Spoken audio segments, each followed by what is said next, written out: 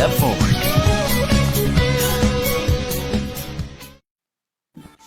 Hello, everyone. This is another episode of the In and Out podcast.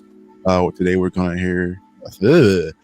here to do a reaction to the new movie Dune and our thoughts on that. I guess we'll kick it off with Otis East, and I'll introduce my co-host. Like at this point, I feel like I don't need to. We're like so many episodes in, and we come here all the time. But we'll get to Otis. And Otis, what are your thoughts on the movie, man?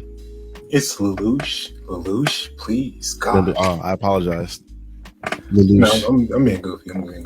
I actually really enjoyed it. I've essentially watched it 2.5 times now because we started it Friday, watched a little bit more of it today, and yeah. So you mean you took you 2.5 times to watch and sit 2.5 days to watch it? You don't watch it. No. Yeah. No, we started at the beginning, Friday, started at the beginning again on Saturday. Right. So, because I think it's the way you made it sound the first time was like you spent, but I guess 9.5 hours watching. It's like, no, that's way too much time. I need to have that. No, it was trying to get something in before I went to work yesterday because y'all know my work schedule. Yeah. Right. But I didn't get as much of it as I wanted to from that, so I started over beginning as soon as I woke up today. It's these things make a lot more sense. But pretty solid. Seeing that the original book was made in 1964, there's so many things from this story that some of my favorite other stories are taken from. One of my all-time favorite games is Final Fantasy 12, and Final Fantasy 12 takes so much from this movie, the sandworms, the sand sea, the Empire going after the specific clan because they have this power that they can't control. All of that is in there, is in both of these things. So I was really excited about that. I got some Force vibes definitely from the the voice thing. It's all around solid movie. I don't want to take up too much time talking on this first part, but I got a lot to say about it. All right. What about you, Ethan? I thought it was all right. I definitely didn't like it as much as Otis, but I thought it was okay. It's given the source material, which Frank Herbert himself has said, it's not really meant to be. It's never meant to be a movie. He never meant for it to be a movie. And it's David Lynch, who directed the first one, has said this was never meant to be a movie. Yeah, this is a series. This should definitely be a series. Not a movie. Yeah. It's probably much more suited for a HBO or Amazon Prime show. There is so much. I'm sorry, I don't mean to take over your part, but there's just so much information that you try to jam pack into those 2.5 hours. So it's not enough to fully get that message across. No, it's a lot of real estate to try and cover, and part of it is figuring out how to pace it. The way a book written in prose as opposed to a film, there are lots of things that the readers don't mind sitting through, as opposed to the movie watchers wanting to see. I thought that given the actual scope of things, it looked in lots of ways pretty cool. But at the same time, it was exceptionally bland. They only had 3 colors: black, white, and gray. Sand. I don't like sand. It's coarse and rough and irritating, and it gets everywhere. And there was a splash of orange here or there, or a splash of blood here or there, but it was very, very bland. And you got to understand, if we're watching this in a desert, it's like that you're almost trying to put us to sleep. And you have weird Enya-esque type of tones and whale sounds. It's like, buddy, and this movie is almost 3 hours. It's like we are trying to hang in there, but you're not making it easy. So I thought it was okay. I'm definitely going to watch it again to try to get into it because I did enjoy the philosophies. I did enjoy the performances, and I did appreciate the special effects when they were there. But there are some uphill battles to it. So I'll leave it at that right now. I'll build off of both of your guys' points. Let's just start with the movie itself off of Otis. I enjoyed it a lot. I feel as though the the acting was really top notch. Like a lot of the actors I like, you know, I can't talk today. I'm a big Momoa fan, so I think he had a really good outing in this. Even though I feel like I won't spoil it. Never mind. I almost did it real quick. I'm a big Momoa fan, and his outing was really good in this. I feel as though I almost thought they were taking the Star Wars, like the promotion saying it was a new Star Wars Lord of the Rings. I thought they took that literally at first, because like Otis said, I got real like Force vibes from this. I don't think the plot being spoiled is too big of a deal. Oh no! By the way, spoilers. Really? This is good. It's a remake, and then it's a. We are doing a full blown spoiler. It will be mullet style. It'll be up in the front. We'll keep it as spoiler free as possible, but in the end, we'll make it possible. There's no point in. We can't talk about this movie without talking about actual spoilers. Right. There will be spoilers, but you'll know when they're coming up. With me, it's tough because like the book's been out since '64. There's already been the movie out. I feel like it's popular. I don't know. That's just me. But I'm just gonna be real. Like I didn't even know this existed until this movie. Like I had never heard of the book. I had never heard of the 80s movie like until this came out. So that's the thing too, is this isn't as ubiquitous as something like Star Wars or Lord of the Rings or what have you. Even though the movie did exist by David Lynch back in the day, and the book's been out since it came out the exact same year as Lord of the Rings, it's not as well known in the consciousness because it's not as accessible as popular. It just isn't. So we do have to say spoilers because there are plenty of folks who do not know this. Yeah, I thought it was more well known. I saw that book fairs growing up all the time. But did you know the story? I never read. I didn't go to read it because I was reading Harry Potter at that time. No. What I mean is that that's what I'm saying. It's like the actual story, the content. People may have heard of it or may have seen the cover or that kind of stuff, but most people don't know the story. That's the thing. I don't know if the actual book itself is as similar to Star Wars as the movie tried to make it. I feel like the movie tried to take a lot of like at least cinematic wise, they tried to take certain types of things and make it similar to Star Wars to draw people in. I feel like again, the sand, Tatooine, then like all the certain creatures they put in. I won't say what the creatures are because I don't want to. I'm trying to stay as spoiler free as possible. It was dope. It was a dope movie. Getting to some of what Ethan said, I feel like the pacing was probably the weakest part of the movie. Because I feel like, again, like the acting, the cinematography. I feel like the colors to me wouldn't really be an issue if the pacing was so bad. Because I feel like with colors, if you're trying to like instill some sort of emotion, I don't know what the director is trying to do. I'm gonna guess that he was trying to instill some sense of like not dread, but like eeriness. I don't know what the word I'm looking for is per se, but it was some kind of like I felt like destitute watching this in a good way. Like I feel like that was the emotion. Like when you're in a desert, it's kind of what you feel like. It's never ending. It's dangerous to be in. All that good stuff. But yeah, the pacing. Like I watched this movie in the morning and I was already kind of tired. I literally had to pause it, take a nap, and get up and rewatch it. It's like the beginning of it, because they try to put cramps, which I understand. Which is why I literally had the same thought that Otis had as far as making it a series. I'm like, it's just so much like content, and then because they're not doing an exposition dump, telling you word for word what things are, and they're like doing good movie stuff and like letting you know through context, it takes even longer because it's not. You can't just be like, this is this is why this is this, and this is why this is this. You have to like show us that, which is why the problem is, Dev. I'm sorry to cut you off. They kind of did both.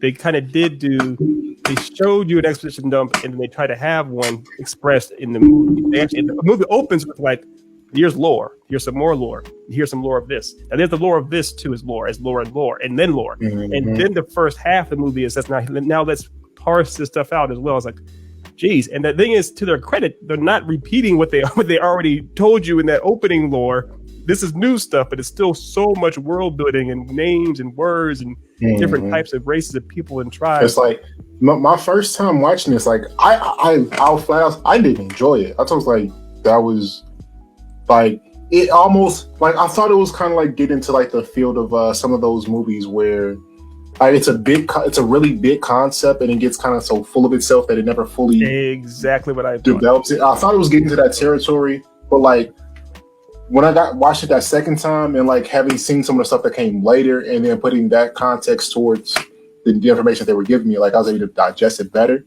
which is why like, this would need to be a series because it's so much information. But I'm sorry though, Charlie, you were saying. No, you're good.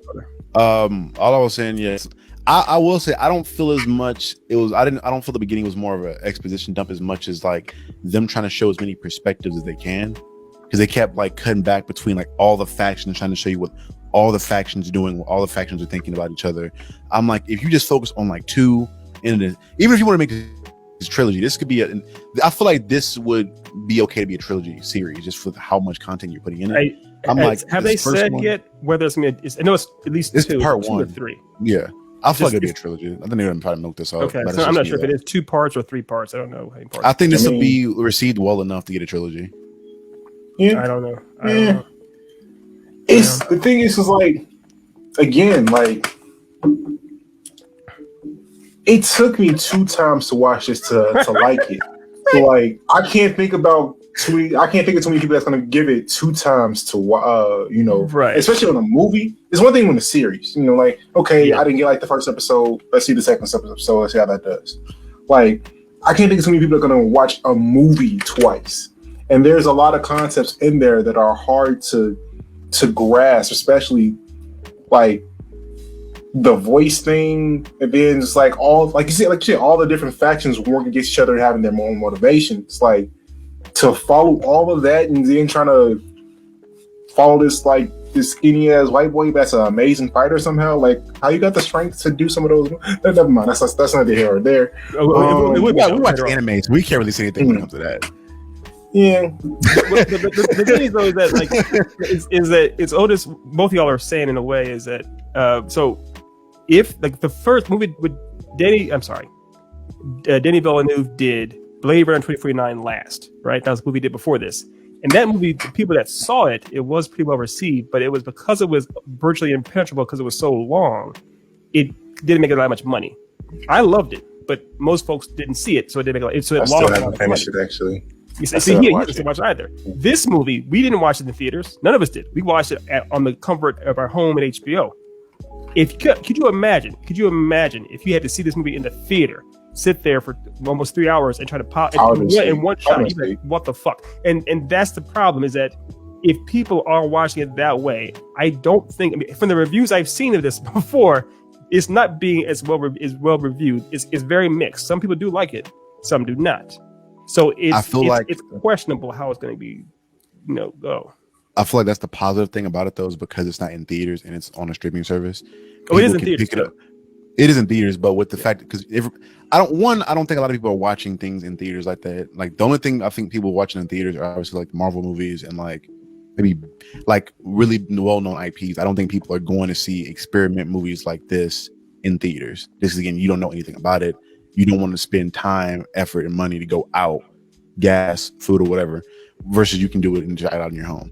I think that's the positive thing with this, and I think while it'll do well enough, I think people will like sit down and watch it. They're kind of do what we do, just because there's the tough thing about this movie is like it's not a bad made movie. Like, the acting's decent, the dialogue's really good, the plot is decent, but it's just a lot to digest. Yeah, like as a movie, it's good. Like, you go down the checklist, it hits all the marks. It's just really long and a lot of shit to cover. Like, it felt like the thing is, that's what Otis was saying. This is a movie. It would do better as a show. It'd do better as a show. Yeah. But I think that's because, like, again, since it's on a streaming service, it'll do better than, like, you look at something like Wonder Woman 84, like that did great in the box office, but not even the box not in the box office, but in the streaming sales, I'll say. Like, it streamed really well. So because I don't think the theaters were even open when it came out on Christmas 2020. No, I think they were back. Was it open? No, Christmas of 2020. That's when it came out. It wasn't. So it wasn't. There really wasn't much of a theater open at the time. Yeah, well, 84. I feel like it opened in both. I thought it opened in both, and then I thought I remembered it only being on HBO Max for like a certain amount of time. Then it was only going to be in theaters. Yeah, it was only. So the thing is, in December of 20, because it came out in December of 2020. So there were some theaters open, but it was sparse. It wasn't like a max. It wasn't a maximum release. It was mainly a big, huge thing because HBO Max had it on Christmas Day to be released. But I didn't mean to get you off topic or off track there. But no, you're good. I like that though. I honestly feel, as much as I'm not sure about streaming services releasing movies like this, I'd like it for movies like this that are experimental as far as like you don't have a following already, because it gives people. Now you say experimental and don't have a following. that's the thing about Dune, is that it's like we've established. It came out several decades ago. It won the award. It came out the same year as like Necromancer and Lord of the Rings, and then the books are huge in the field of like genre and sci-fi and things like that and fantasy, and it won. It won like the book of the year that year. So it does have a following. It's just that the following. Oh, that's gonna be fine then. Then it's gonna be fine then. If it's got a following that big, they're getting it. This is gonna be perfectly fine then. So as you messaged before, it's supposed to be the new Star Wars and Lord of the Rings. Right. As you said, you said it before. Then this is we should put it in our. I said that's what they said in the trailer. I didn't say that. I said the trailer said that. I know. But I mean, I'm looking at the reviews right now. Like on IMDb, it's an 8.3 out of 10. Rotten Tomatoes is an 88. Metacritic is a 75. So I mean, it's getting solid reviews from critics. Yeah. But you got to remember, general audiences. Critics don't pay for the biggest thing you got to remember in the end is critics do not pay for their tickets. People, the fans do. And if the fans don't like it, and if the fans aren't paying to watch it, then the studios have to listen. It doesn't matter how well received something is by the powers that be. If the people that are going to spend money on it don't give a shit, it's over. What I will say is, because I wasn't aware of how deep the following was until you brought up all the awards and accolades and things like that. If it is that highly coveted of a book, I think it'll do well enough. Because I haven't read the book, so I'm not sure how accurate it is to the original source material. But again, it's not a bad movie, so I can't say that it did it in an injustice. Right. But if let's say it did do it justice with how good of a movie it was as like a movie itself, and it stayed relatively close to the source material, I think it'll get support from the book fans alone. Like something I think if it's that big and it won that many awards, as you said, I think it'll be just fine. I think they'll learn from this mistake, and like because with future movies, you don't have to cram as much stuff in future movies now, because you can just like take the platform where you dropped it and just go, because everybody's seen all the other stuff already. Yeah, and I see what you're saying there, and I do think that the fans of the source material will very much like this. This will be received very well by them. And I know we have to think about this. This movie had all the hype in the world already. Like, I mean, you guys we decided to watch this movie together, or watch it, in the review of it, and none of us had read the book. I saw the original movie years ago. Wasn't a fan of it, really, to be honest. No one really is. And we still were somewhat hyped, or at least were interested enough to watch it. It got all kinds of marketing. It had countless big stars in it. It's directed by Denis Villeneuve, the guy who, and Roger Deakins, who worked with him before and got an Oscar for his last film he did. So this movie had all kinds of momentum behind it. There's no lack of curiosity or interest in it. That's definitely true. I saw Jason Momoa and Zendaya. I was like, yeah, I'm watching it. Yeah, I'll give it a chance. But yeah, of course I get that. I definitely dig that.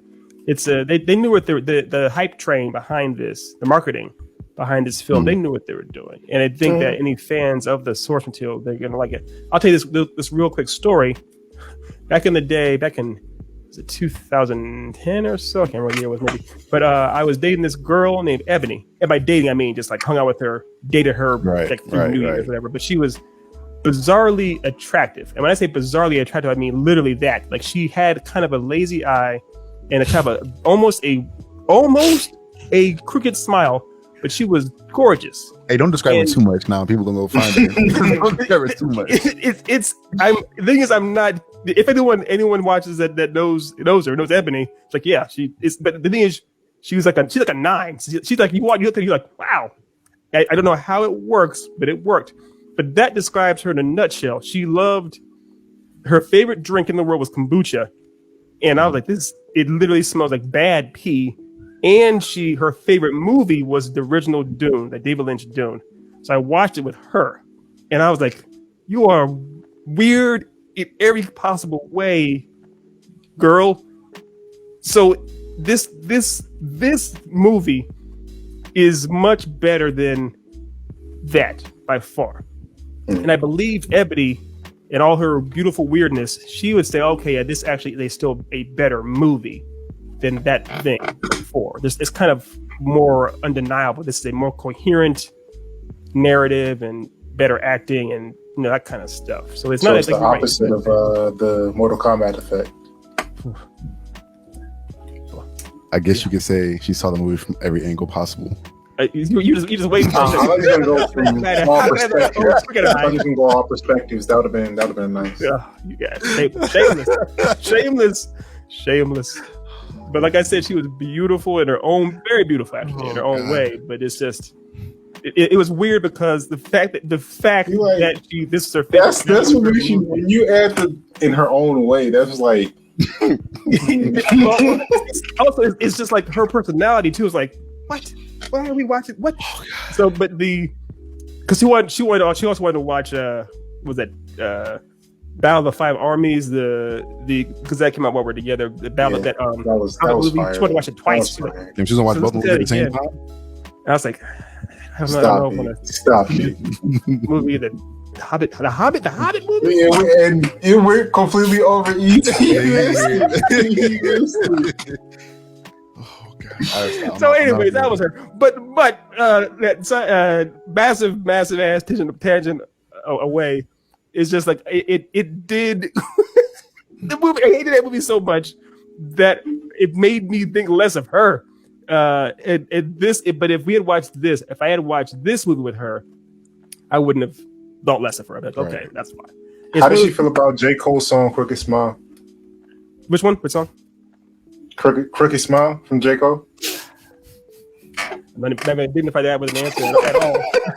This has just been turned into just bashing ladies and some nice ladies. You must nice ladies. She used to wear the Millennium Eye around her neck all the time. Yeah. That was a bad one. But anywho, it's I know you guys, Otis and Charlie, you guys do think fairly highly of this film. I can't bash you for doing that. I can't be like, oh, you're wrong or what the hell. It's like, okay, I can respect that. That's like highly like I found things to enjoy about it, but I can't say like when we get to like the actual review, like actual number review, I'll explain that more. It's tough for me because it's like, as much as I would like, if I would like to say bad things about it, I can't think of, outside of the pacing, I can't think of bad things about the movie. Like the acting was great, the plot made sense, it was cohesive, the dialogue was great, the acting was great. Like I don't know what bad to say. Like it's a tough situation because they did great things. It's really just the pacing of it. And so again, part of pacing, and then like it's just the what's the word? The aura of the like. This is a movie that I would put on at night to make sure I can go to sleep to it. You exactly. Know what I'm saying? Yes, we're not even kidding. I will. I know for a fact I'm going to do that tonight. I'll put this on HBO Max and know that I'm going to drift off in like 10 minutes. It's going to happen. Yeah. This is. It's almost like it's a beautiful kind of like, it's not even an offense to the movie. It's like a beautiful whale sound of a thing that can just lull you to sleep.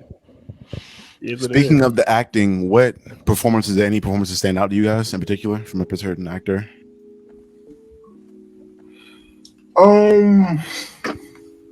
Yeah. I mean, Zendaya definitely wouldn't get on my list because she was like a cameo and starring at the same time in this movie. She went on to the next movie probably. Anybody that stood out? Not necessarily. No. Except maybe like the main evil dude. Like every time he was on screen, I was like definitely captivated by him. He was literally fun. Well, him and Jason Momoa were the two most fun actors on the screen because oftentimes there was a lot of like sulking and quiet talking and mood. Yes, it was like I thought I was so much brooding, in this movie. I had to raise the volume on my TV all the way up to watch this movie. I'm just like, am I deaf? Or if it's just like the audio isn't? No, you're not deaf. It's like for some scenes, I'm just like, oh, you watched a lot of Kristen Stewart, didn't you? Yes. Mm-hmm. It feels a lot. Also, it's all black too. That's the thing. It's like it's a very. I get that's what it's deliberate. Denis Villeneuve is going for the whole deliberate dark tones and everything else. But that's part of the problem as well. Is that so many characters wear black and wear white, and then also they're fighting each other. It's like, wait, who's on which side? Who are the good guys? Who are the bad guys? What do we want here? What's our objective? So by and then like a lot of it like wasn't actually happening. Like they had like war scenes that didn't happen yet, and it's like they're setting up for the next movies. They're literally this is like a teaser and like a pilot episode. Kind of. Again, Yeah. I mean, it would have been a great show because it was like it's a little pilot teaser. Like, Right. They're basically they're like, look, we know for a fact that the actual like a big battle action sequence that people would like to have in this film doesn't happen until like another 400 pages in the book. Therefore, we got to have him give them a vision of it, so that people will say, "Oh, okay, I'll come back for that," or "This is something to see now." And like, I am a little upset that we don't get to see Batista and Momoa fight. Like, I was kind of watching this whole movie waiting for that to happen at least. Yeah. that would have been badass. That'd been great. Badass. That'd been It happened great. to see. I don't know if you've seen the show on Apple. That fight was crazy. So I was He shows up in C. he's the main villain of the second season. Oh, okay. I don't have Apple TV. Okay, I didn't know that. I will say that Batista's been like, I'm not gonna say he's an amazing actor, but he's been getting perfect roles for him like lately, like the last couple of What he years. can Like, do. all the roles fit Yeah, him and what he does He perfectly. killed it in C. He fucking killed it. Yeah. I will Now, the thing is say- that- now, let me ask you this, Dev, real quick. How many lines did Dave Bautista have in this movie? Not a lot, but not too little. Maybe I don't 4. think. For as much as they bounced around, I think he had enough. Because they didn't really focus 3. on his character a lot. 3 or 4, and they weren't even long sentences. And I'm not saying it's a bad thing, but what I'm saying is like that's if you're brought in to do that type of thing, do that. But I think it's the same thing with Zendaya though. Like they brought them in to film the movies, but like a lot of their significant plot points will be later on, like during the war stuff. Like this was more so like hey, he's here, be ready. Like, but I guess the reason I'm bringing that up is because it's hard for me to go over the moon praising the acting. I mean, the person who showed up probably to work to act the hardest the most was Oscar Isaac. Spoiler alert: he's not in the entire film. So if I would say the best performance, What's his name from Star Wars? Oh, it's Oscar. Yeah. So it's either Poe Dameron or Timothy Chalamet, or probably the best. But Timothy Chalamet spends a lot of time kind of being a moody teenager almost, and he has bursts of different things. But Oscar Isaac is pretty much consistent as a better actor. But again, it's so sparse that it's kind of like, I don't really. I'm not going to hang my hat too much on the acting. The performances were good, but I'm not going to cite that as a reason to watch the movie. I will say that I enjoyed the main character a lot. I thought for what they had him do, like I fully expected him to have Hayden Christensen type deal. Like when they're like, all right, you're having a vision now. Like I feel like everything they had him do, it wasn't like wildly unrealistic of what he was doing. Like it wasn't hella excessive. Otis's face is perfect. He was my least favorite part of the movie, honestly. I didn't say that. Like anytime he was on screen, I'm just like, I'm listening to what's happening, but I'm not like connected to it. It's like, oh, he's doing things, it's progressing the story. What's Jason Momoa doing? Oh, he's here? Okay, yeah. You know what I'm saying? Like he was boring. He was boring as fuck to me. Boring. Like, I'm not gonna hold you. He was boring as fuck. But he was like, he wasn't bad. No, it wasn't bad, and it's not his fault. That's literally how that character was written. Exactly. He did much better than Kyle MacLachlan in the original. But it's like it's the kind of that whole anytime you have the chosen one / white savior complex of the character, they're Is he white? Is he all the way right? Huh? He looked like it. Like he looked like he going in the dark. Charlemagne is. He looked like he going in the dark, bro. In the lore of this series, I'm saying as an actor all the way white. I'm gonna look that up real quick. I feel like he's like. Pretty sure he is. I feel like he's like mixed with like something. What, Spaniard? Like also white. He's like white mixed with white. That's what he looks like. I think he's pretty much. I know his mom is white, about as white as I saw her on SNL with him. But I agree. He's not. Again, none of the acting's bad. That's not happening. No, there's no bad acting. Characters and the tone and the mood is deliberately so. But that's 25. Drab. He's 25. I knew that. He don't look that old to me. Yeah, he looks 18. Yeah, he was like just a drab. He got the muscle of a 18-year-old too. I would say younger. I would say he has the muscle of a 16-year-old. Yeah. He's not.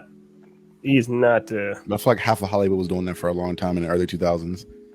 Like they were having 35-year-olds play 18-year-olds. Yeah, but at least he looks like a high schooler though. Like Toby Maguire looks like a high schooler. No, it's not this guy.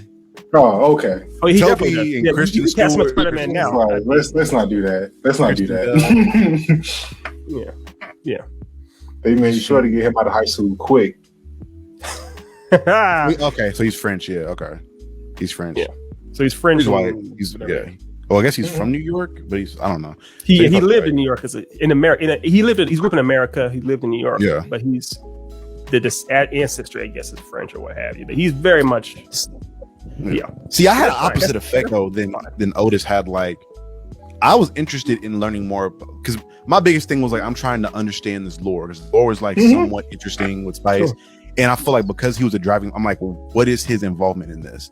Yeah. So I'm watching him really hard to find out, like, how is he like, I knew he's a chosen one after we get to a certain extent, at a certain point in the movie, but I'm like, in the beginning, because they were being really vague about like how he was involved in it. Like so I was watching him every time he was on in a scene. I'm watching for like a little quirk he does or something he may do to kind of like give me some foreshadowing of what he's going to do or what he's capable of later on. Well, and that's the thing is that there's pretty much two halves to this film. And in the first half is very much like episode 1 of Star Wars. Let's get into the politics and talk about spice and all the other different things and all these different federations and trade and all that kind of bullshit. And then the second half is like, okay, and they do have the sprinklings of the ideas of this is the chosen one. This is the one who's meant to do this and that. But it's because the lore is so vague and they're trying to be so cryptic with it, very cryptic with it. We're not really able to follow too much about it. There are enough seeds planted that we know he's important, but we don't know enough really about what's going on. Then the second half is very much like, oh, okay, we're gonna really double down on this idea of him being the chosen one and lead into that for the next film. And there's scenes where it shows people like basically recognizing him and kind of it's a part where he first meets Javier Bardem, and Javier Bardem says, "I recognize you, like you're the chosen one." There's another part where he's getting ready to go out into the desert. He's put on his whole like black Under Armour suit, and she says, "You used the Windsor Knight on your shoelaces. How'd you do that?" She's like, "Oh, I just did it." And she's like, and then she quotes the prophecy saying, he will wear our swag like us," something like that. So it's kind of like, okay, these are little drops. I get it. It's cool to see these little ideas of him being the chosen one, but it's like two completely different movies or plots. Yeah, the second half of the movie definitely feels like a completely different tone than the first half. Like the first half was kind of like, and then the second half is like, pop points. Like it was paced weird. It was paced really, really weird to me because it was like you gave us so much information at the beginning, and then like the tone felt this way, and then you got to the action, which was good. Like the action was good. Like, but it was like if you found a better way to balance those two, I feel like this movie would have flowed a little bit better. I agree. One thing you mentioned, the action was good. One thing that was weird, did y'all notice that they built up Josh Brolin as this awesome heavyweight powerhouse fighter? And he goes, let's go fight. And he fights, and it's very much like the episode 7 of Game of Thrones, season 7, where they kind of like, and they go off into the darkness and fight. You don't see the action, or they kind of, you don't know who when he dies or how he dies. It's like, what? Why would you build up this ultimate champion warrior and then us not see him? Did we get a confirmed death on that one? Because I don't even remember. No, we do not have confirmed. So he's probably coming back then. We do not have confirmed death, but it would have been nice to even just see him fight some. This is Thanos, man. Let's see him fight. He's probably coming. To start wrapping stuff up, I kind of want to. Otis, I need your blessing to steal your segment for a second, because I have a point, but the point also goes into this last thing. I need your blessing. All right, helicopter fire in my house. I mean, yeah, of course, yeah. Go ahead, use it. All right, we respect our comrades in the show. So really quick, it was really good. So obviously, this movie is getting a lot of comparisons from the promotion and from this aesthetically to Star Wars. I feel like the movie felt like episode 5, 6, and 7 of maybe like 5 and 6 combined together of Star Wars. And what I'm saying is my thought process on this is another reason I don't think the movie is going to be received very poorly is because when I went back and watched those original Star Wars movies, those movies were paced really similar to this one. Like that shit took forever. Those are also to get to the trash. Those are Which again, you saw how slowly those are paced, and those are some of the biggest movies. I'm not saying this one is going to replicate the popularity of Star Wars, but I'm saying those movies were highly, highly well received, obviously to this day, and they were some of the most worst paced, worst dialogue. Mm-hmm. The effects were good, down to the point to where even the Sometimes. actors themselves said how bad the dialogue was, but people still loved it though. Well, I think yes, but what you have to understand, Star Wars Episode 4 is a max total of I think 119 minutes. This movie Five was is the first one, wasn't it? 5 minutes. Episode 4 is the I first. thought A New Hope was 5, right? No, New Hope is the first one. 4, yeah. New Hope is It's four. New Hope, Empire in- Strikes Back, Yeah. and then And I thought Return of Empire the Strikes Back Jedi. was 6 though. Am I tripping? Jedi. No, so it's in trilogies. So the first 3 are the prequels. Then the next Yeah. 3. So No, the I know that. I'm saying I thought the New Hope. 'Cause I knew A New Hope was the first one, very first one. yeah, that's the Yeah, 4, I episode thought 4. the first one. It's 4? It's the Okay. first. It's the first one. It's the Could be first one. Okay. But chronologically. So episode 4, or A New Hope, however you phrase it, is like I think 119 minutes, like right at 2 hours or so. Right. This movie is 2 hours and 45 minutes. So even if it slows off at the pace in Star Wars, I do agree that the pace of Star Wars, and it starts off. Think about how this is in Star Wars. It is paced slower, and it starts off in a desert on Tatooine, and that's the most boring part of the movie. This movie, a vast majority of it is in a desert, and it's 35. All the main action scenes happen in the desert. So right. So it's kind of like if we're comparing this to Star Wars and the pacing of that movie, it's like this one that's an even bigger problem in this than in Star Wars. I will say though, all the best parts of this movie do also happen in the desert, versus all the 'Cause everything's worst, in the boring parts happening. Mhm. That's what I'm saying. Like It's all movies the in parts we love are also in the desert. But you saw again, I guess that's plot. You can't really argue with that. But I don't know, bro. I literally fell asleep on when I watched the original trilogy just because I was a Star Wars fan. I fell asleep on those movies a couple times. That's Mhm. okay. They're bad movies. That's all right. But Bad movies. so I'm like, they're bad movies and they're so popular. This one is They're a bad. good They're going to movie say they're by- bad movies. He said They're bad They're bad movies. movies. They're bad They're movies. Bad movies. No, Mhm. They're okay. bad movies. They are. I can't agree with. I They're can't good agree bad with movies that. though. Like they're bad. Mhm. They're like those movies that They're bad. you don't- watch knowing that you're Watch gonna be like, for what the fuck? I enjoy them. I don't agree. I mean, they have their problems, of course, but I think they're bad movies. Bad movies? No. Mhm. Bad movies. We talked about a couple things we don't like about about Dune in general with pacing, but we've established like the acting was pretty decent, the dialogue was decent. There are literally key points from the actors themselves that acted in Star Wars that said this is terrible. Wait. Like I are mean, you- obviously the infamous let's one is hold the on Harrison one Ford second. thing. It seems like this has turned into you just trying to bash Star Wars more No, than talking about Dune. no. I mean that's part of the either or segment. Is just we're using Star Wars. I guess I'm using Star Wars. This is the either or section. This is the isn't that Not either or, but isn't that really that good segment? My bad. But it's because for me, it's again comparisons are there. We both love, but again, for everybody that doesn't know, I'm a huge Star Wars fan. I went through a Are phase. you? You just said they're bad movies. I probably know more about Star Wars than both of these two combined, and that's how confident I am on like my fandom of Star Wars. But are you? But you? current Would a stuff. fan ever say that they're bad movies? Yeah, They should because Always- they're bad movies. Like I'm a huge fan of Star Wars, the universe itself, but I know those are bad movies. we had Like I watch this Dune movie over any Star Wars movie. Yeah. Period. Pick one. What was in the last week? Otis said that Code Geass is his favorite anime, but he put it at an 8. Mhm. You can have critiques on things you love.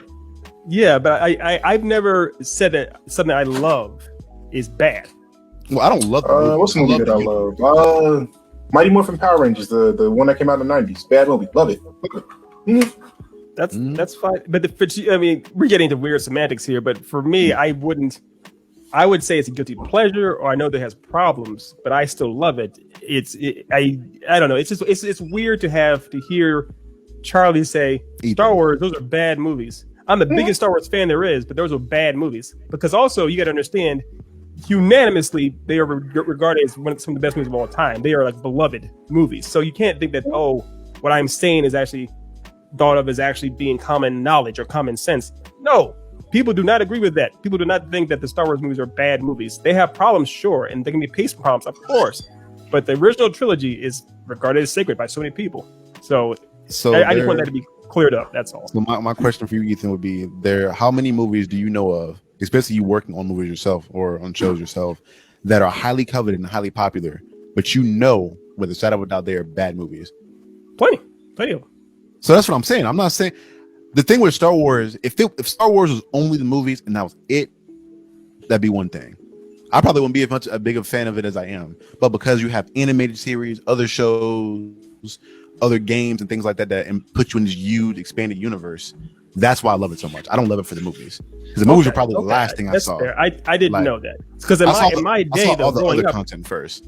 That's fair. But in my day, for many, many years, all it was the movie. You got to understand, Star Wars didn't open with a comic book. Star Wars didn't have a cartoon series or a TV show for years, for decades. It was just those 3 original movies.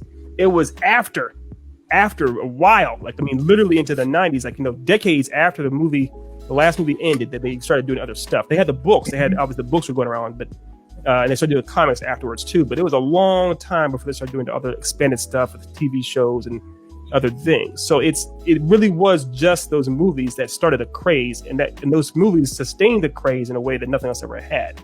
So it's when you're saying that these are bad movies, I'm not saying I'm hurt personally. I'm just saying that it's not a universal opinion. Like that's not Yeah.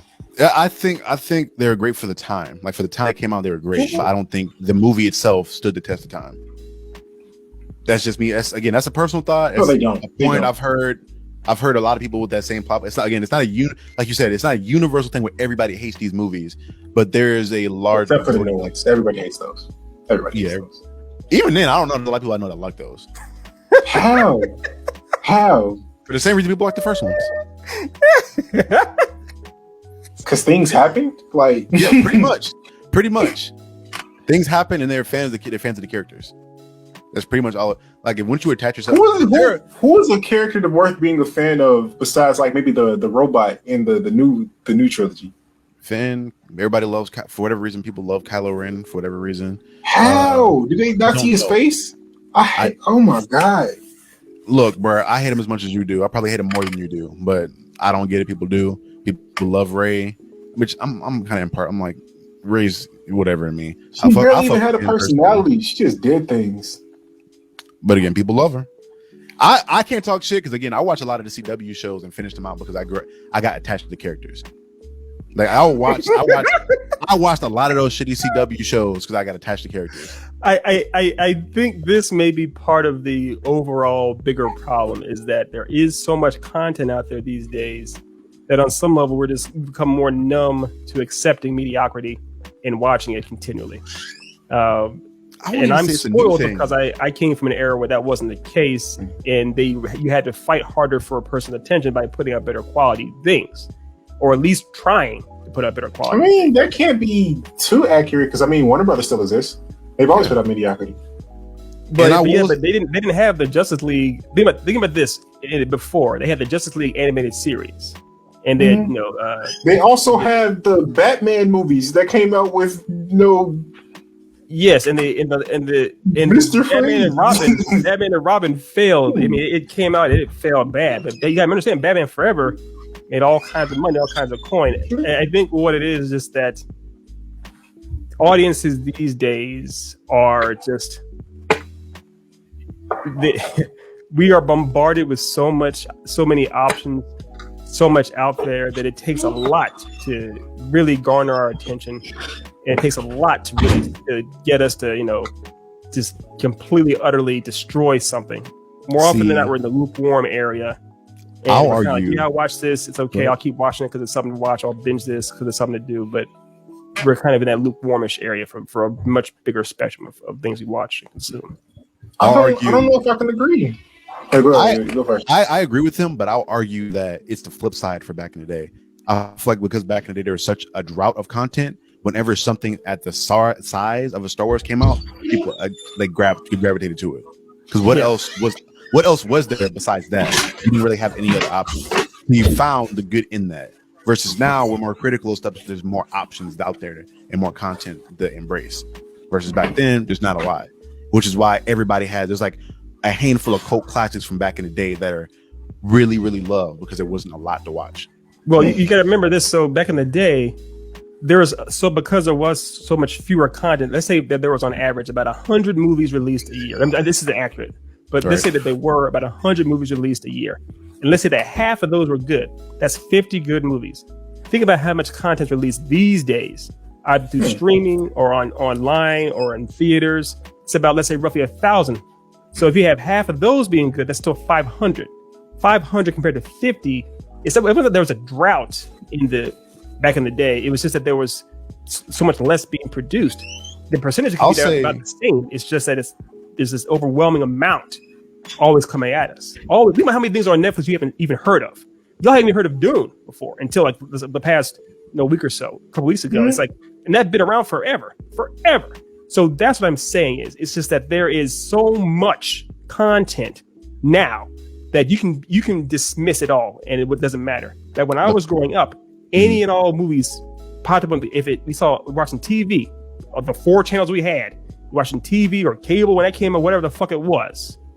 When a movie trailer commercial came on, we get hyped for it, we go see it. We didn't have YouTube, there was a whole bunch of reviews, we didn't have YouTube to watch, we didn't have anything else to watch. We went and saw that movie, and we took it on face value. It's a different perspective, different kind of situation. That's all I'm trying to say. But like, let's look at something like the cult classics from late from the 80s and 90s, like something like Rocky. Would you say that first Rocky movie is like a good movie, or is it just a popular movie? It's a good drama. It's a good movie. It actually is a good movie. Yeah, it's a good movie. I can't say anything. I haven't seen it, so I can't say anything about it. All right. But here's the thing, though. I'm guessing, Otis, you don't think it's a good movie. It's okay. It's a watchable movie. Like, I understand why it's popular, but I wouldn't call it like, I'm not going to sit down. It's like, oh yeah, I'm going to give this all the critical acclaim that it deserves because it was just that. It was a movie. But you weren't alive in the time. Your standards are very different. You weren't alive in the 70s. You hadn't something like that had never been done. I wasn't alive in the 70s, but when I was a kid, I first saw that. I said, holy shit, this is the idea, the story of a hero running up these steps. Think about when you were a kid, what you probably watched. I know you watched Yu-Gi-Oh! And other anime, but you watched Dragon Ball Z. You watched Naruto. These are the things that influenced you. You saw, wow, these are the young heroes. These are things that are doing something special and great. The generation behind you, two generations behind you, and they watched Naruto, they're like, what the fuck is this? This is done like terribly. Like, but I watch Naruto now. You have to be aware of the perspective you're looking at things through, the lens looking at things through. You have to do that. My last point before we close out, I will say, I think that a lot of those movies from back in the day suffer from the Black Panther syndrome, and I say that like you said earlier, there wasn't anything like that in the day. So when you look at how we've talked about it before, and we've talked about Black Panther a lot in this show, but about how at that point in time when Black Panther came out, there wasn't a big Black superhero movie like that was big budgeted like that, besides maybe like Blade. And then on top of that, where the entire cast was Black, the crew was Black, everything was Black. So because there wasn't anything like that, we all agree that Black Panther isn't an amazing movie for what it was critiqued as, because it was critiqued as like one of the best things of all time, when we know it's not that great of a movie. But because there wasn't anything like that at the time, innovation is always celebrated in any field. True. If you can innovate, it's new, it's flashy, it's trendy, it's dope. Which is why I think, again, going into your point with like the numbers of there being 50 to the 500 movies nowadays. The thing is, you only have those 50 movies, so you only have a certain amount of those movies that are probably going to be good. Even if all 50 of those movies are good, out of the 500, using that same math, there are going to be more than 50 movies that are good. You just got to find them. That's the struggle with today's media, is that everything's not right in front of you. Because a lot of the great stuff is probably independent, or it's not a big budget. You just have to go find it. Because I guess I'll quick change it into music. Like, how many people do you know? Oh, there's not any good rappers anymore. All the rappers do this, da da da da. When there's like an overabundance of amazing artists, R&B artists, rap artists, but people don't want to go search for this good content. I agree. They stumble upon it, and then they're like, "Oh man, he's a dominant rapper. There's nobody else like him doing it right now." When there's probably a million others. You just ran into that guy out of coincidence. Right. And that's the problem, because we are bombarded with, again, as I was saying, we are bombarded with so much mediocrity that the really special, true gems are hidden, and that's the problem. The gems shouldn't be hidden. The gems should be easier to find, but the powers that be flood the market with any and all garbage, and it does jade us. Think about that. That's what happens. So often more often than not, if we see a trailer for a movie or hear about something like that'll probably be bad. I know I've heard us say it thousands of times. His first inclination is to think that something will be bad, but it comes out. That They ain't shouldn't lying. be the case. You should be excited. Yeah, pretty much I always. was always excited for stuff to come out, but I don't blame them one bit because 9 times out of 10 now things that come out are bad because they don't put hardly any effort into making it. They just throw money at it, and that's it. I do respect the hell out of Dune. There's no doubt in the world that Denis Villeneuve put his heart and soul into making that movie. It's all over the screen. Like I said, I could never disrespect anyone for appreciating it. It's a hard source material to crack. He did his damnedest. They all put their efforts into it. That is not mediocrity. It's not. Right. Well, guys, are there any more closing points before we close out? Anything else you want to say? Yes, there is. Play the either or.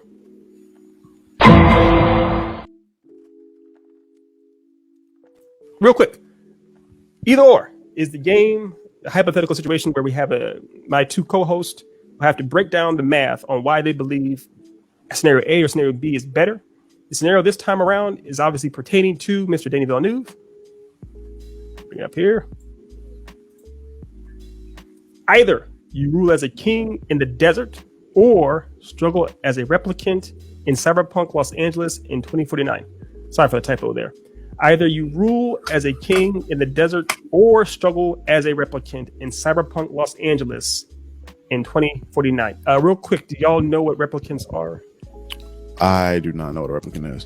Okay. The synthetic humans that are oftentimes hunted down because they're not human. After a while, you're basically your life is meant to be temporary, and if you live too long, they will hunt you down for being alive. Okay, that's wild. Yeah. You want me to go first, or you want to take this, Otis? I'll go first.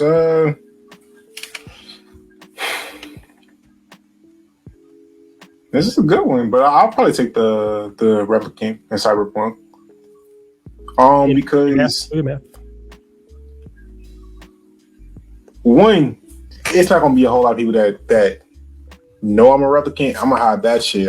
First of all, I'm going super dark off the grid, faking my own death, coming back, and then building up a gang from there. So like, you gonna have to have known me in my past life to know I'm a replicant. And then if you start questioning if I'm a replicant, I'm gonna put a couple shots in. You know what I'm saying? Just leave it what it is. So yeah, I got dark fast. It did. And I completely. That makes sense. It makes sense to me. Yeah. Makes sense to me. On a happier note, for me, I'm gonna have to go with the desert. I am a very social creature. I enjoy interactions with other people, and I've realized within like the last year, I feel like I'm a very good manager / leader. Like I do really well with delegating jobs and just making sure camaraderie is always great. So if I can have however big the kingdom is in the desert, if it's just like in one small little section or whatever, I feel like I would do a great job of making sure everybody is happy and everybody has what they need. And plus, I'm all about the smaller things. Y'all know me; I don't need much to be happy. Like if I'm it's the desert, but if I'm in the desert and I got me a little porch, with a little old school medieval rocking chair, and I'm chilling, everybody's eating good, everybody's playing, doing whatever. I'm like, we good over here. We don't really need a lot. Everybody's living peaceful, and everybody's you already know I'm not a big fan of like huge cities. I enjoy cities for like the cool stuff you can see, but I won't want to live in one. I don't like. Yeah. I probably live in like a suburb just because it's quiet. It's more of a community. I'm for everyone that doesn't know, I'm from the South, so I'm used to like small town Southern hospitality where everybody knows each other, everybody's kind to each other. When you go to a city, it's like, man, fuck you. I'm going over here to do this. Get on my way. It is loud all the time. I'm like, give me my small desert. It's loud all the time. It's beautiful, and it's beautiful, and the sunrises and sunsets. Everybody's cool with each other. It's peaceful. It's nice. It's quiet. I'm like, I'll take that. Thank you. See, I'm the exact opposite. I'm from the city, so like I'm used to the noise. Like the all the background, like if I don't hear that, I'm like, what the fuck happened? Like, why is it so quiet? Like something's not right. So like, I don't know. Like I couldn't do the silence of a desert. That would drive me insane. Like I know. That's the real choice. The real choice here is, can you thrive in a desert or struggle in a metropolis? And I figured, I mean, having done enough shows and talked to you guys enough, I know.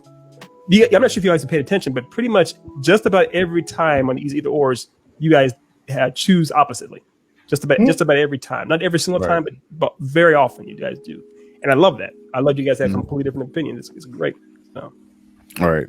Hey, bro, we're gonna be out there singing. We're gonna be out there in the desert, quiet as hell, humming and singing while we cleaning, doing dishes. We gonna be out there chilling. With dishes. You're a good kid. You're a good kid to wash your own dishes. That's impressive. I try to. I don't say I like it, but I do it if I have to. Like you can't get DoorDash in the desert. Like No. But you get home cooked meals in the desert though. You can, but Yeah, the Food gonna be. like- We got a million grandmas in the village. Like everybody will be eating good. Everybody grandma cooking, throwing. where grandma getting that food from? Who making the trip into the desert to bring y'all and food? what is the food? Is it Hunters? sandworms? You gonna go hunt iguanas? Yeah. Iguana stew? Y'all know I'm a foodie. Y'all know I'll try anything. If it's good, it's good, bro. I don't You care. will try. You are a Southern boy. You try anything out twice. I'll try anything. It was good. Yeah. I eat some I am new. You're not getting no Wagyu beef in the desert. I want food. You get that Wagyu with sandworm. That's what you get that. I'll try some Wagyu scorpion. Some Or scorpions. eat Snake scorpions. meat. Yeah. Snake meat's alright. I eat a cobra or what? I don't know what part of the world this desert's in, but I eat some cobra or whatever. Well, I'll try it out. You ever had snake meat before? I have. My roommate brought some back. My roommate I had in my freshman year of college brought me back, but bison jerky, snake meat, I've had bison jerky. and like buffaloes, like actual buffalo meat. I don't know where he got it all from. I don't know if it's all legal either, but it was good. Yeah. Yeah. Snake meat's it's not too bad. It's fine. It's fine. It's alright. It's real gamey. Yeah. And I've had ants before. They roasted ants. I've had that before too. I have not had that. Nope. Okay. It's not as bad as it's not. I draw a line Like that crunch would fuck me up. Like soon as I oh no, there is definitely there's a lot of crunch there. Yeah. Which we one said roasted, so they yeah. Yeah. What's your decision, Mr. Murphy? Oh, I would definitely choose the same as I would go struggle as a replicant in Cyberpunk. But I respect the hell of what you chose as far as being a king in a desert, and it seems very much spoiler again. That's what our dude chooses. I'm not sure how it's gonna play out later on, but He'll get stabbed by Zendaya. probably, yeah. But I think in the world, I get stabbed by Zendaya. yeah. I like being in a more interesting place. Like the desert just seems, and it's not just a quiet place. Like the South, obviously Georgia, where you're from, Dev, is cool, but the desert is unforgiving, and just you saw the movie. That's where you want to live there. That's okay. The desert. I don't know what kind of desert. We talking like that specific kind of desert, or like is there a desert with like mini oases, like oasis? I don't know. Yeah, oasis everywhere, like water. It's like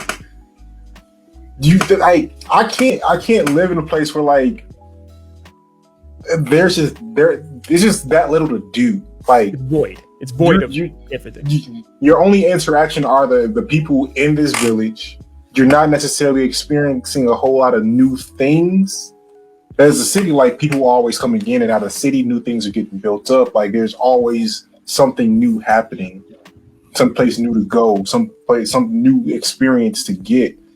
And I feel like you're gonna be struggling after like 5 years in the desert. You're like, shit, what do I do next? Maybe I'm still 5 years. suffering You from whole youth. 5 years. Okay, that's impressive. I'm still suffering from youth, but think about when you're like a child and you have nothing to do and you make up games and you play what you got and you have the most fun there and you have nostalgia on that. Or when you're a broke college student and you don't have money to go do shit, so you're like, all right, we got $10 here. Let's go get some whatever. Let's go to a place that's civilized somewhere else to get something with that $10, right? Like you're not just there's sand and more sand. Let's sand fight. Like right. 5 years of sand fights. I was gonna say something, but I didn't want to incriminate myself. So I was like, you get something, you go to an open field or whatever. Like literally, at least here in the South, like there'll be they call them bonfires, whatever. But like we'll literally just go to like a random field. Everybody will pull up. They'll play some music. Everybody be dancing or whatever, or do whatever. We having the best time ever. Making up games. We're throwing bottles at shit or. We're making up shit to do. We're having fun because as long as you're around people, usually music. But again, we black. And you probably would have that in the desert. They seem like they have the kind of musical culture there. Obviously, you can't put up a bonfire and do that. You can dance around that wherever you are. So there will be the social aspect of the communal family will be very, very strong in the desert. That's all you have. So it's everything. That is your everything. And we saw that in this movie with the Freemen. They were very much like. We are 100% tribe and hive mentality almost. So like it's That's going to get that much. Look at like the depression rates or suicide rates in like cities where like you're around so many people, but yet you're alone because you just it's not a social it's much area. much higher. Yeah, it's that's just me. I'm just a social person. I couldn't be cramped up in my room by myself. I like days and like a couple days by myself, but I can do that for weeks and months. Just be by myself. Like I got to go talk to people, be around people, or do something. Yeah, that's you can do that in the city. Nothing's stopping you. It's just certain people choose to be reserved and to be in their room. Like it's not like after 9 p.m. you got to be in your room and you better not go outside. No, that doesn't happen. Well, you can, but look in real life though. Like again, with the depression rates and suicide rates, where there are so many people there, but it's depression everywhere. That's because there's so many more people there though. Like, but nobody talks to each other. There are depressed people in in the South. Like that exists. It doesn't as soon as you get past Tennessee, no more depression. Like that's not how it works. It exists. There's 4,000 times more people in Chicago than there are in rural city Georgia. You know what I'm saying? So of course, there's going to be more depressed people. How often do you interact with new people though in the city? Like, do you personally go around to somebody you don't know? Like, speak to this person? It's pretty rare. You keep to yourself. The smaller towns, obviously, small towns have much more. Everyone knows each other much more. Yeah, like if you're in a town and you're not from there, you're like, oh, I don't recognize you. Where you from? Don't start. Yeah. Even sometimes it's annoying because you don't really be wanting to talk sometimes. But 9 times out of 10, you meet kind people and you like, because if you're not from there, they want to get to know you, know something about you, see if they can help you out. Sometimes it's not that. Or there's at least Southern hospitality. There's at least that's the big. I told y'all both this before when I moved from Virginia here to LA. That was the thing I missed the most. Besides the food, it was the Southern hospitality. I was so used to seeing random strangers saying, "Hey, how you doing?" or "What's up?" or every brother I saw open the doors for women and them saying thank you and blushing, all that fun stuff. And here, it's not like that. Here, it's almost like everyone's an introvert. Everyone has to have their blinders on and be trying to protect themselves from strangers. It's a very different environment. So it's like it's just highly aggressive in cities. Like I went to Philly for a trip with my grandparents, and me and my grandma and my little brother were walking around, and everybody's scowling. Everybody's like something like it felt angry and aggressive all the fucking. But Philly, I don't know why Philly's so hot. Philly can be a hostile. The city of brotherly love is a bizarrely. I mean, you see how they do Ben Simmons. Yeah, Philly is that's not a friendly place. Yes, I mean, I'm not saying Chicago is either. We've seen some of the stipulations around Chicago, but like. Yeah. But Philly say that there is no camaraderie or brotherhood, that's kind of crazy. Like it might not be as much as in the South. Because like I mean, I'm not saying there's camaraderie. There's camaraderie in like the neighborhood. Even then, you look at when most camaraderie in cities, it's your little part of where you're from, where you know everybody on your block or on these blocks or in this little area. You have a small community. It's not like sometimes maybe it is maybe through like video games or whatever, but very rarely are you like cool and making friends across the fucking city or in other like parts of the city that you're not from like that. Right. Where like in a southern town, you can live on one side of the town and go to the other side of the town all the time and just be like, hey, what's up? How's such and such doing? I remember they said they were going off to school or da da da da. That's just, I mean, one block in Chicago might have like 300,000 people living on it because like the way that they do the apartments and stuff, like a city block, like there are thousands of people living there. Thousands. Like that's a population of one small southern city though. 300,000 is a small city. That's my exact point. That is my exact point. But one thing we have to remember is thank y'all very much for joining us. This has been Then and Now. We will see y'all next time.